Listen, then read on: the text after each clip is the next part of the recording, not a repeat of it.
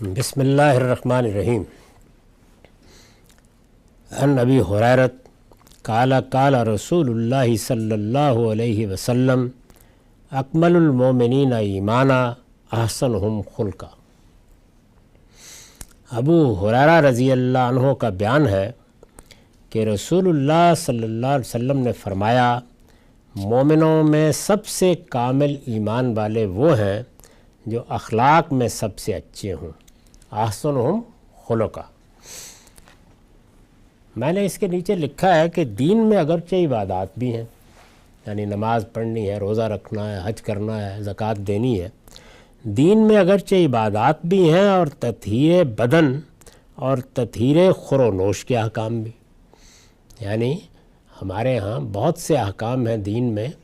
کہ جن میں بدن کی صفائی اور تطہیر کے لیے ہدایات دی گئی ہیں۔ خور و نوش کا معاملہ بھی دین میں بڑی اہمیت رکھتا ہے۔ کھانے پینے کے بارے میں پابند کیا گیا ہے مسلمانوں کو کہ وہ طیبات کو کھائیں گے، یعنی وہ چیزیں کہ جو خبائث کی نوعیت کی ہیں وہ سب ہمارے لیے درجہ بدرجہ حرام ہے، یعنی بعض مطلقاً حرام ہے، بعض کو ناپسندیدہ کہا گیا ہے، لیکن یہ دین کا ایک بڑا باب ہے جو خور و نوش سے متعلق ہے۔ مگر سب سے زیادہ اہمیت تطہیر اخلاق کی ہے، یعنی دین کے کانٹینٹ میں سب سے زیادہ اہمیت، اور یہ آگے جو حدیثیں آ رہی ہیں ان سے بالکل واضح کر دیا ہے اللہ کے پیغمبر نے کہ سب سے زیادہ اہمیت تطہیر اخلاق کی ہے۔ ایمان کا حسن، یعنی ایک تو یہ ہے کہ انسان نے کسی چیز کو مان لیا، اور ایک یہ ہے کہ وہ ماننے کے تقاضے اس طرح پورے کرے کہ وہ چیز اپنے جمال اور اپنے حسن کے ساتھ سامنے آئے، یعنی ہماری سیرت اور کردار میں یا ہمارے رویے اور طرز عمل میں جو حسن پیدا ہوتا ہے وہ حسن ظاہر ہے کہ ہمارے عقائد کی بنیاد پر ہوتا ہے،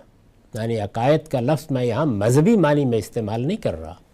ہر شخص ظاہر ہے کہ کچھ اقدار پر ایمان رکھتا ہے، کچھ چیزوں کو ایک حقیقت کے طور پر سمجھتا ہے، تو اس کے لحاظ سے اگر اس کا عمل ہے، یعنی اس کے عقائد، اس کی مانی ہوئی باتیں، اس کے بنیادی مقدمات اور اس کا طرز عمل دونوں میں ہم آہنگی ہے تو اس سے حسن پیدا ہوگا، اور اگر اس میں انسان مزید آگے بڑھتا ہے تو یہ جمال بھی اپنے کمال کو پہنچتا ہے۔ سب سے زیادہ اہمیت تطہیر اخلاق کی ہے۔ ایمان کا حسن اس کے بغیر درجہ کمال کو نہیں پہنچ سکتا، یعنی جو جی چاہے آپ کر لیں، عام زندگی میں بھی دیکھ لیں کہ جب تک انسان اپنے اخلاقی وجود کو پاکیزہ نہیں بناتا تو اس کے ایمان کا حسن اگر کوئی ہے بھی تو اس کے باطنی میں کہیں رہ جائے گا، یعنی ہمسائے کو یہ معلوم ہوگا، ہم نشین کو معلوم ہوگا، ہم وطن کو معلوم ہوگا، ہم کاروبار کرنے والے کو معلوم ہوگا، کسی کو بھی یہ بات معلوم ہوگی تو کیسے ہوگی؟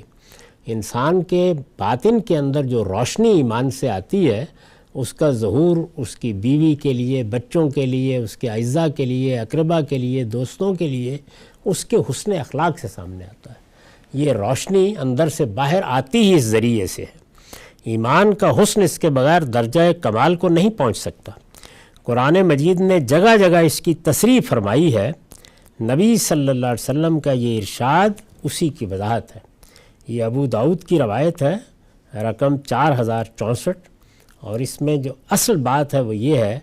کہ اللہ کے ہاں اکمل المومنین ایمانا کون ہے،